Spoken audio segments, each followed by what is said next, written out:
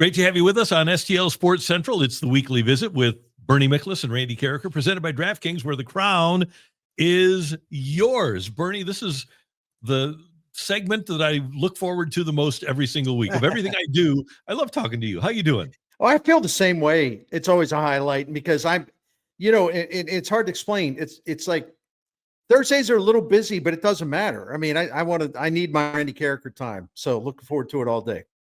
All right.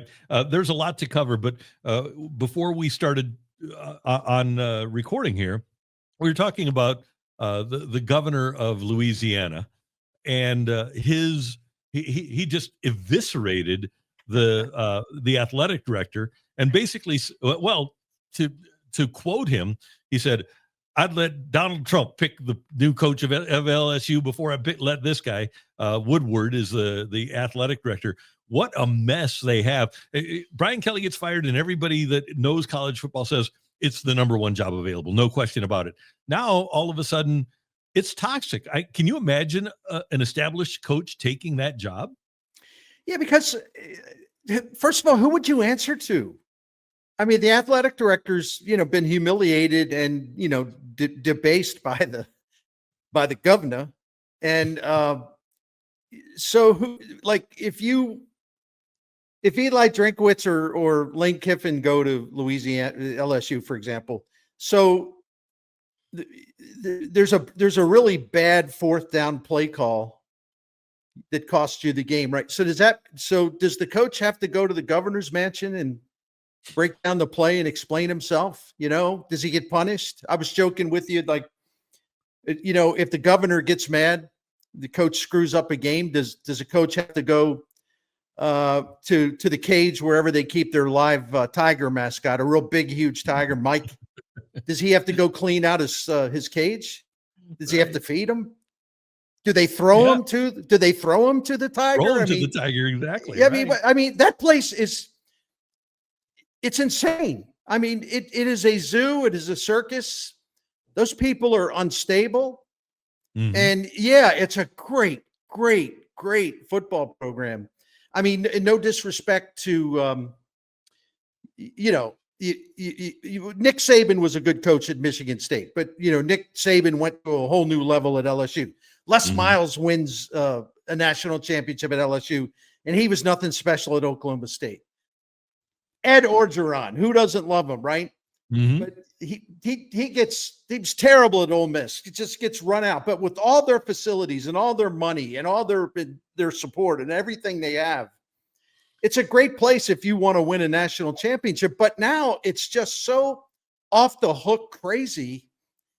It's like, why would you want to go there now? It seems so incredibly unstable, and it's almost like a comedy. Like you said, what did you say? You compared the way the governor sounds exactly like the water boy, Bobby Boucher. You listen to the governor, Jeff Landry, that's exactly who he sounds like. Listen, I can understand Florida because I think Florida will be actually a good setup, but I just wonder who's nuts enough to take that LSU job. And here's one other thing about the LSU job, and one thing that wasn't reported an awful lot is after he got done ripping the athletic director, Landry ripped into college football coach agents.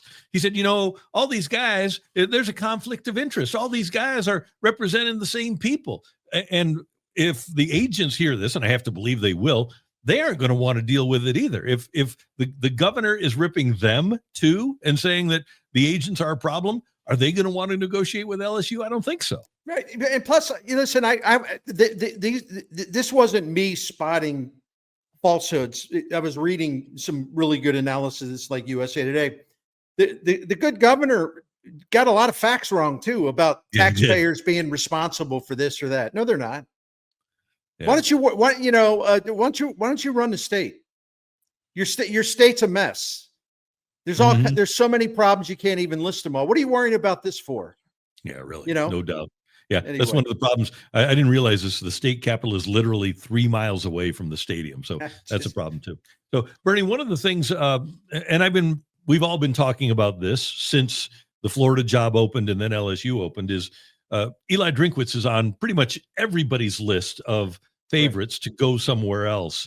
And I've been saying all along, I don't think if I were in Eli Drinkwitz's shoes, and obviously I am not, Mizzou's never won a championship. LSU's won championships. Florida's won championships. But he's got it pretty darn good at the University of Missouri.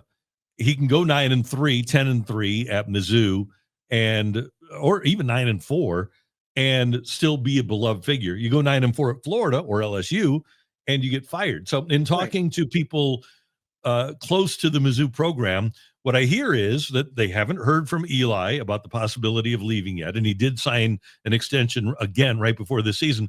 But the other thing that was said to me was, we will do whatever it takes to keep him, and we've got whatever it takes to keep him. I don't doubt that at all. And that's just one way where, Drinkwitz has changed the culture. And I'm not saying that he's the reason why these really smart people behind the scenes can step up and get things done. But in a way it has, because since he's been the coach, he's been able to get things done in a way that just haven't been done at Mizzou. One of the very best coaches in the country at working the NIL and working the transfer portal and getting money poured into the program. He's got Eli Drinkwitz impressively has got the Missouri legislature wired. I mean, he can go to them. They all love him. He can go to Governor Kehoe. I need this, I need that. And they come through for him. I mean, he's got powerful people behind him, including, people that well, who can make things happen. It's a great setup. And you're right. I mean, if he would go 6-6 next season, let's say hypothetically, and maybe that's followed up by a 7-5. Listen, you're always going to have the lunatic fringe out there. They exist now. It's amazing. Every time I write or say it, always hear from the lunatic fringe cult who hate him. I don't know why they hate him. I kind of think it's been pretty entertaining, but silly me. But other than the lunatic fringe, there will be absolutely no one. When they want to fire everybody all the time. No one's going to be saying they got to get rid of him. No wealthy alum is going to go to the administration and say, well, listen, how much is that buyout? We want to get this guy out of here. That won't happen. No. And I do wonder, to your point, my friend, I do think, and I'm not implying that Eli Drinkwitz is some kind of softy. I don't believe that, but he's got it made here, man. He's a hero and people love him and he's doing a great job. And if he goes to Florida or LSU, those people will eat him alive because they don't care what his background was. They don't care what he did at Mizzou. They'll try to destroy him as soon as things go bad, Yeah. And anyway. Oh, and you know what, Bernie, I think, tell me if you agree with this. And this applies to the Penn States of the world, the LSUs of the world, the Floridas of the world. It used to be that they were the powers. Indiana was never going to be a power. Vanderbilt was never going to be a power. Right. Virginia was never going to be a power. Georgia Tech was never going to be a power. The playing field has been leveled so much because of the transfer portal and NIL. I think those traditional blue blood powers, especially the boosters, have failed to recognize that there are some new powers there and you can't win every year. Well, that's exactly right. And there's more balance and it's been great for the sport. And I also know that it's going to be even tougher for the good teams to, for example, have the established winning teams at an elite level. It's going to be tougher for them to have as good records as they've had against other ranked teams or top 10 teams, Yeah, let's going to be more. It's going to be more. Like LSU and Ole Miss is a great example, right? Right. No, exactly. So, yeah. I agree with Nick Saban said. He talking to I forget who he's talking to, but he was pretty outspoken. He thinks the Ole Miss job's better than the other two places. Wow. Because Lane Kiffin gets everything he asked for. They'll do anything for him. He walks on water, whatever the river is down there. He walks on water. So yeah, these guys ought to be careful, appreciate what you have.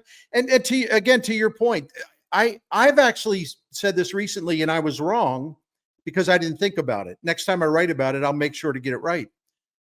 I don't think you have to go to LSU or a Florida or any number of places to win a national championship. I don't think you have to. I mean, because again, to your point, Indiana can win a national championship, you know? Yep. Vanderbilt's going to be just continue to get more prominent.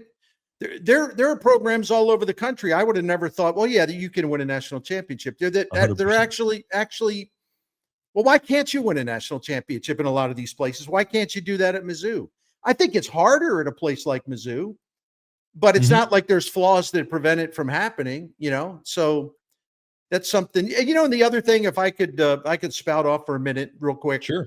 One thing locally, the Coach Drink's detractors always point out, like, well, he's got a terrible record against ranked teams. He's got a terrible record against top 10 teams. In other words, they're saying he's a fraud or something. And you know, the thing about me is don't be throwing any red meat my way, because I'll research everything and shut you the hell up, right? So I won't read the numbers, but before LSU hired Saban, the Michigan State, he had a losing record against ranked opponents. Les Miles had a terrible record at Oklahoma State against ranked opponents, right? Good point. Ed Orgeron at Ole Miss did not win a game against a ranked opponent. One of my favorites, and I'm being sarcastic, like, what in the world was Miami of Florida doing hiring Jimmy Johnson? He had a terrible record against ranked teams at Oklahoma State. Terrible. You know who had and I love him as you do. You know who had a bad record against ranked teams, but especially top 10 teams? Yet somehow Notre Dame decided, oh, we want Dan Devine. Yeah. When he was at Mizzou, he was like 3-17 against top 10 teams. The great Ara Parsegian, right?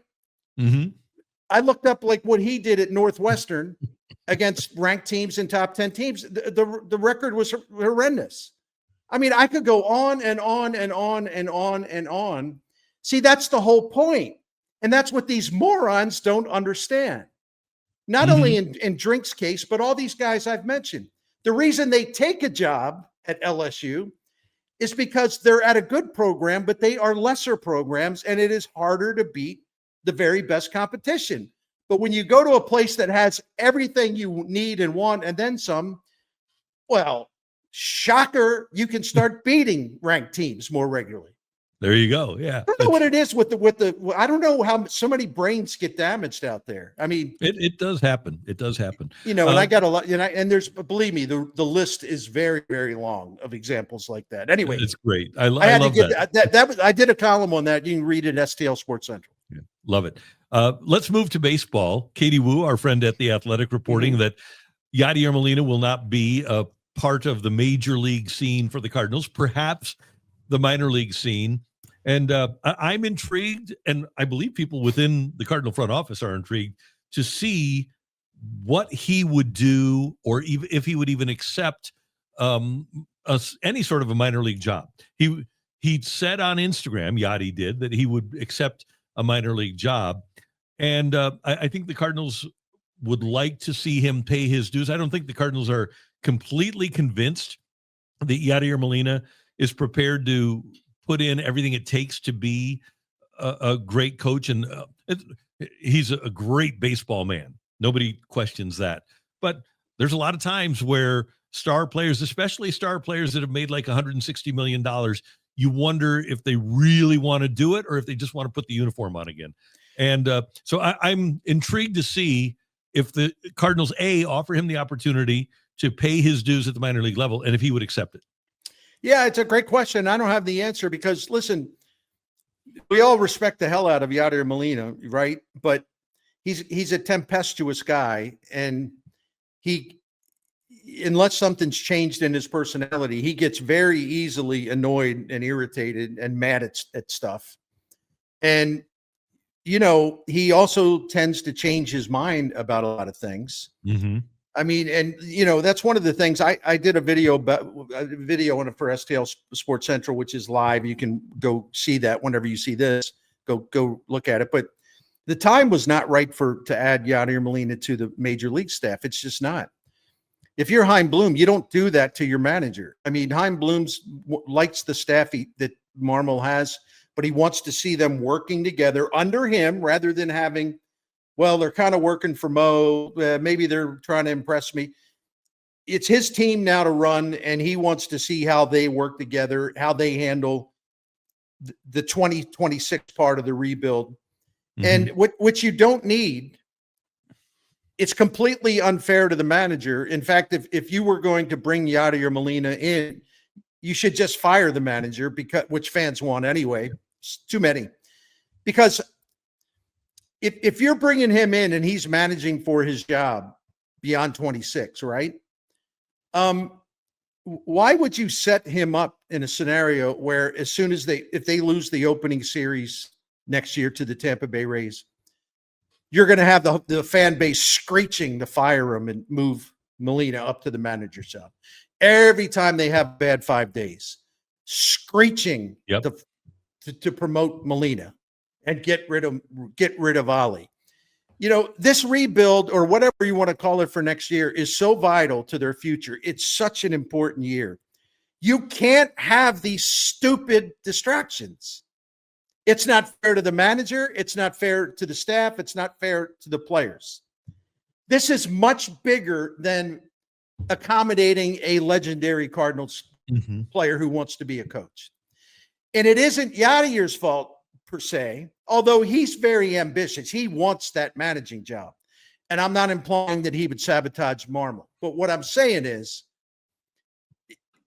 why would Chaim Bloom set up a situation that would be total chaos and total this one distraction after the other, and fans and some media going absolutely bat poop crazy every time they lose a game, screaming to fire Marmol and put Yadi in the chair?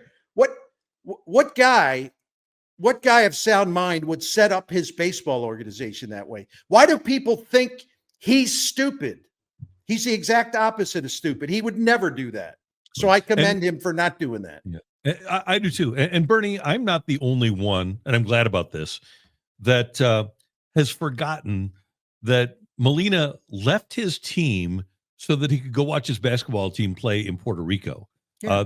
That is something that is remembered within the Cardinals front office. And I think that's important to know, because if a player goes to Yadier Molina and says, hey, I got something important in my home state or my home country, I got to be away for a week. How does Yadier Molina say no to that with a straight face, right? Because he did it. He said he did bail on his team. So if somebody asks him to bail on the team, how can he say no? And he also, as we know, he agreed to take a job in the Cardinals organization, working with John Mozeliak, like he never showed up. Never showed up. And yeah. I know he's working with his son. Listen, I would never disparage a man that's working on family things, but him and working on baseball with his son, it didn't preclude the fact that he could pop in for a visit every now and then. Right. So that's what I'm saying. There is a tempestuous nature to this that would have done a terrible disservice to everybody working down there, including these young kids. They're going to be coming up here. What, you want to put them in a zoo where they lose a game and everyone's calling for the manager's head? Mm-hmm. You don't do that. No smart, responsible baseball executive does that. How about AJ Preller and the Padres, by the way, meeting with Albert Pujols for 9.5 hours, 9.5. And that was his second interview, by the way. How can you meet with somebody for 9.5 hours and not just hire him? How can you have any questions left? How come they haven't hired him yet? It's amazing. Maybe he doesn't want the job. I don't know. No, I think he'll be a great manager. And, someday I really do hope that he manages the Cardinals. In fact, the Cardinals could benefit from him getting his first job somewhere else, And people have asked me, and I don't hesitate, and I hate to be this way, but if you were going to hire one of the guys, who would you hire? Pujols or Molina? It takes me a half second to say Albert Pujols. Yeah. And I agree with you so much about him getting that first major league job and having a resume before he would get the Cardinal job, because when you hire a manager, if you're still in place, you have to fire a manager. Why are managers hired? To be fired. Right. How do you fire Albert Pujols or Yadier Molina, right? So it'd be good for the Cardinals if Albert has a resume and you can say, okay, this is the kind of manager he is. This is the kind of manager we want, to know that he's going to be able to do it for the long term. Right. And I think let's just play along here. Game this out a little bit. Let's just say 3 or 4 years, Chaim Bloom's ready to hire a manager. I think Chaim Bloom will have had an opportunity to assess a lot of things about Albert Pujols and the work he's done elsewhere. And he'll have a better read on it. I mean, because listen, this will get all the old people upset, of course. And I'm old, so I can say that. Whoever works for Chaim Bloom, analytics are going to be a part of it. It's not going to be where he's so obsessed with analytics. It's the only thing that matters. You've talked to him. I've talked to him. I went over this with him. He's like, it's information. I'm going to take advantage of any information I have that can help my team. It's as simple as that. And I think the people that just, go to the fainting couch, if they hear the word analytics, assume the worst. They realize the value in it, because why would you hand tie your manager and give where he's competing against other dugouts that have all this great information about matchups, this, that. Why would you put your own manager at a disadvantage? And why would a fan want that? I don't understand it. I don't know. And the great thing about Chaim Bloom, and I still hear it, well, he's a nerd. He's a numbers nerd. Okay, whatever. What about Chaim Bloom, as Katie Wu reported? What about Chaim Bloom, bringing in scouts, hiring scouts, pro scouts, yeah, old school baseball guys, and beefing up the entire scouting department, hiring real human beings to go study players and scout players and find their weaknesses and find their strengths. That's old school stuff right there. But you just wait. There's so many things that I get so tired of now with Cardinals baseball, the whole experience. Oh, Ali is a Bloom's puppet. He's just going to take that sheet where Bloom's going to tell him what to do and all this. No. Why is it in St. Louis, Randy? You should know better than I. Why is it that people are so afraid of anything new? I don't get it.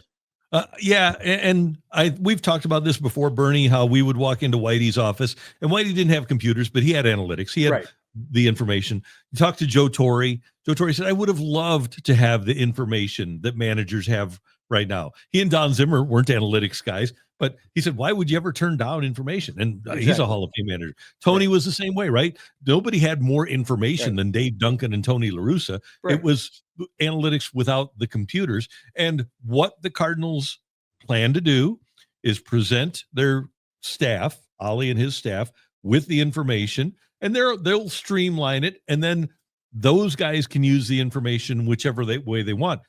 As a responsible fan, I use the numbers. I don't like the fact that some teams are dominated by analytics, and some teams script everything out.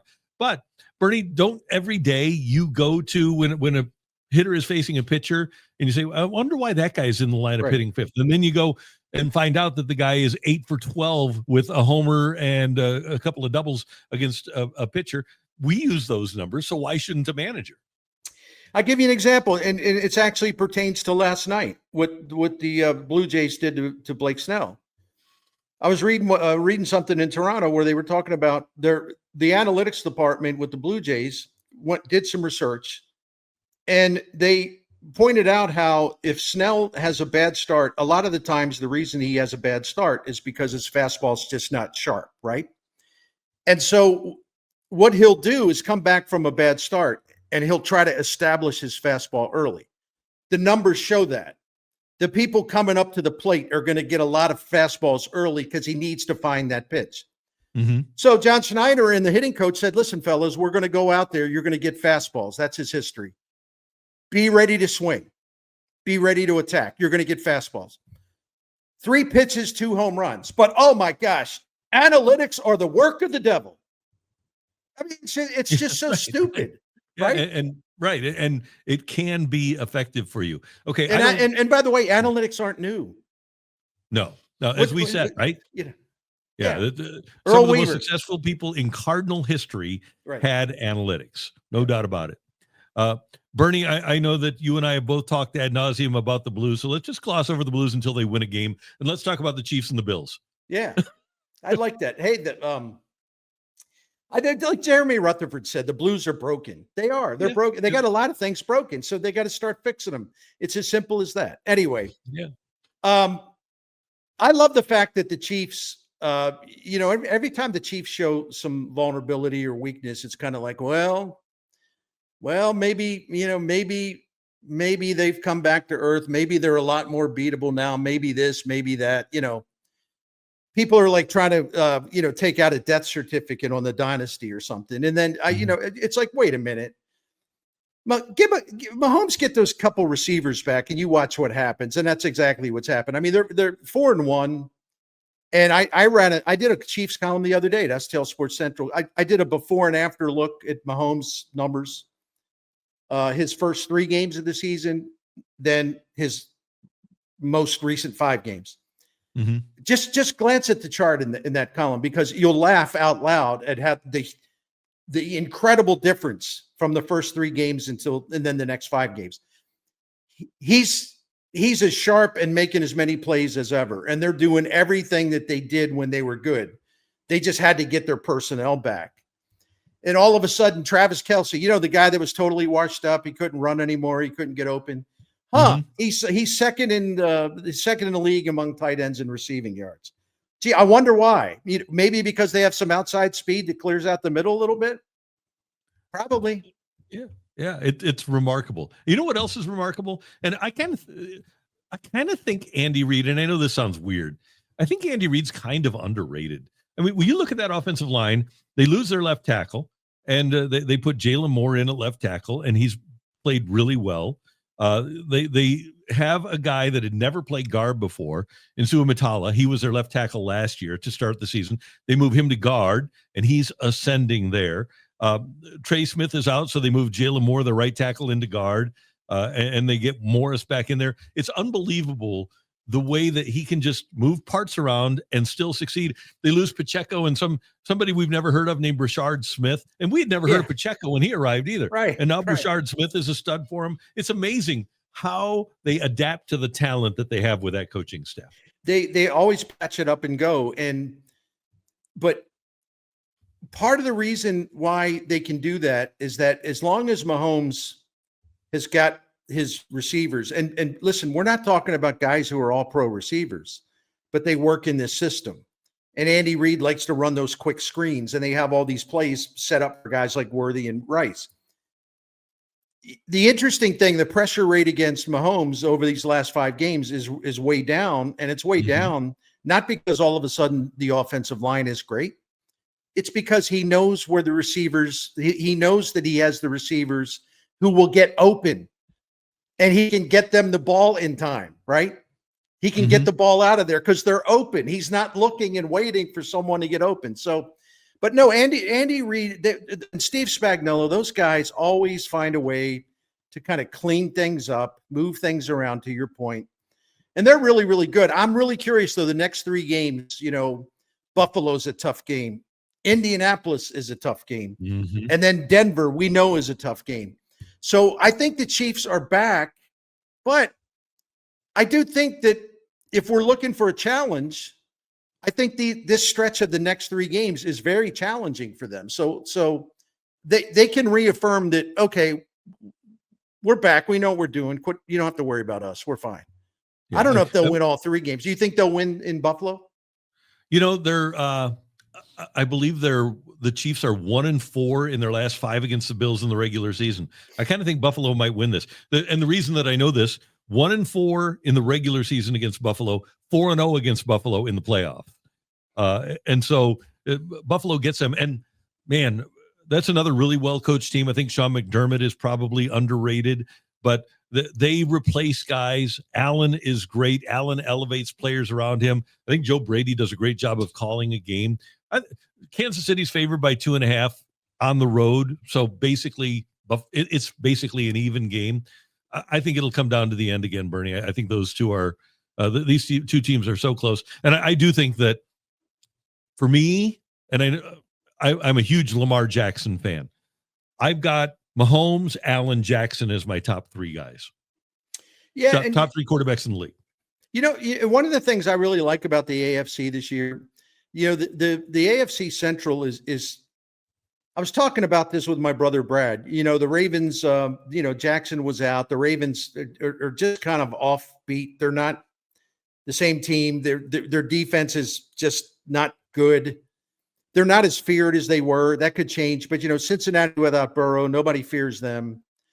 Cleveland, it's like, well, never can figure out who the quarterback is. It's Cleveland. You look at Pittsburgh. What happened Sunday night just showed you all what you need to know. I got immense respect for Mike Tomlin. No one is afraid of going into Pittsburgh to play Mike Tomlin, a team quarterback by Aaron Rodgers. So it used to be the AFC Central was loaded with threats to the Chiefs and others, and it's not right now. But what I like about it is, like, look at what Mike Vrabel's doing with the Patriots. Look at how quickly he lifted them up. Look at the Indianapolis Colts. They're a great story, and they're a great offense.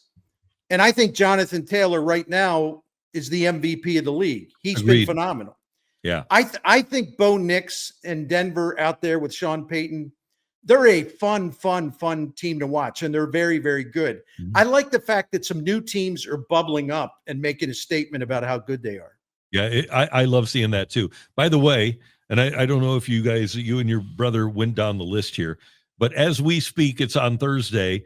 The 2-5 Ravens, they have Miami on Thursday Night Football. Should be a win. Then they go to Minnesota. Minnesota doesn't have a quarterback. That should be a win. Then they get Cleveland.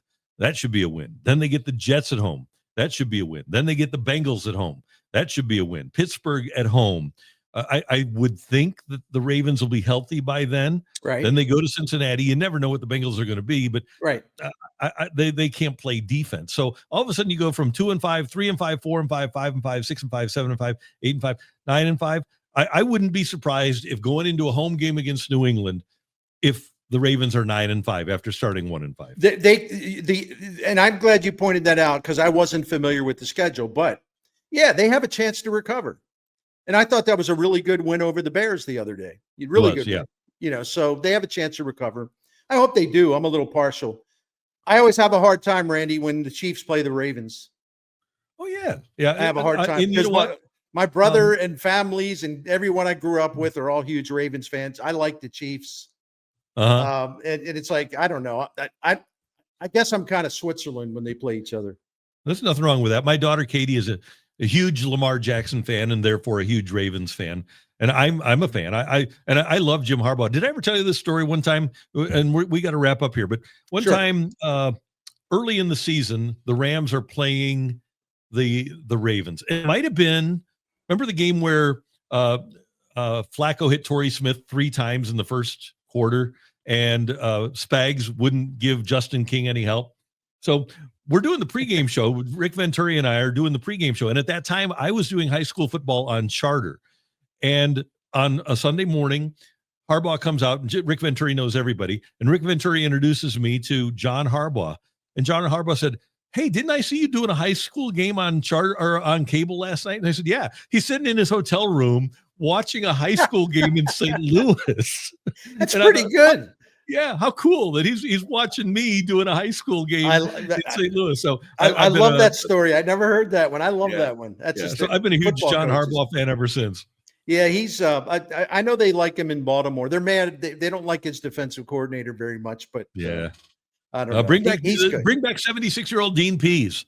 They should. I think he is an advisor or something. He is. Yeah. Yeah. Let him coach. Let him do the old Bud Carson thing with Martz and Bud Carson. Oh my! I'll never forget that one either. Never forget that one either. No, listen. I want to commend you because I get frustrated, and it's stupid. It's really stupid on my part. I get frustrated because it's like, should I talk about the NFL?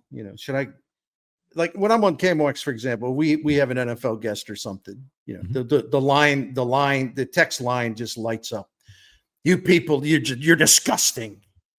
After what the NFL did, you're disgusting. You're disloyal to St. Louis. And I'm like, I understand the sentiment, but is there ever going to be a point in time where you don't have to go into hiding to watch an NFL game or to talk about the NFL? Randy, I think you remember this. My whole thing was when what happened to the Rams was horrible. Don't get me wrong. Mm-hmm. But when people said, "Are you still going to watch NFL games? Are you still going to talk?" I said, "Yeah." Well, why would you do that? Well, because my whole life I have loved to watch NFL football. It's been a great source of joy and entertainment for me, right? My entire life. So what?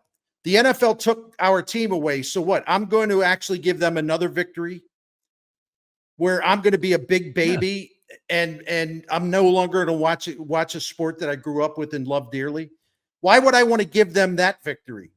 And I always point out these players on all these 32 teams, these coaches and players, they didn't move the team. No.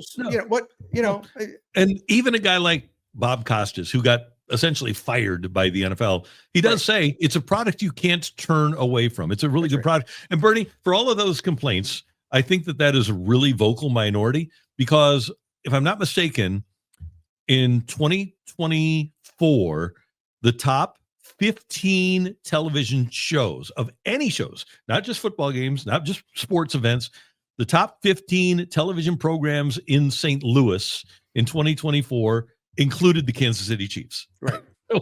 They get phenomenal ratings here. Yeah.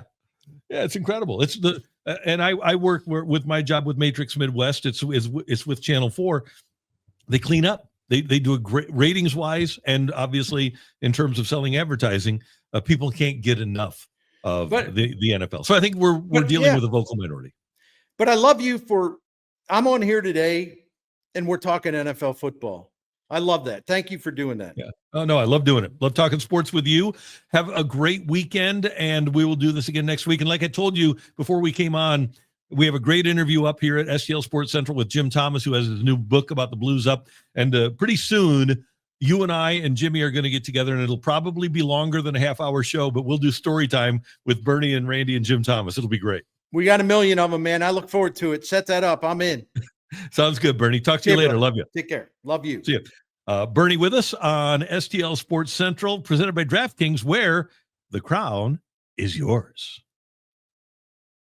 Hey, Missouri, get ready. The wait is almost over. DraftKings Sportsbook, America's top-rated sportsbook app, is coming soon to the Show Me State, and you can sign up today. New Missouri customers get $300 in bonus bets when DraftKings launches on December 1st. Download the app now and place a $5 bet when DraftKings goes live, and DraftKings Sportsbook will bring everything you need to elevate your game day, including live in-game betting, lightning-fast payouts, and endless ways to get in on the action, all right from your phone. And when DraftKings officially goes live in Missouri, you'll be betting with the Sportsbook app trusted by millions. It's safe, it's secure, and has fast money withdrawals. Download the DraftKings Sportsbook app now and use the code STL Sports to grab $300 in bonus bets with just a $5 bet when DraftKings goes live December 1st in Missouri. That's code STL Sports in partnership with DraftKings Sportsbook. Gambling problem? Call 1-800-GAMBLER. 21 plus, physically present in Missouri. Eligibility restrictions apply. Bonus bets expire 7 days after issuance. Excludes customers who redeem pre-launch sign-up offer. Terms at sportsbook.draftkings.com/promos.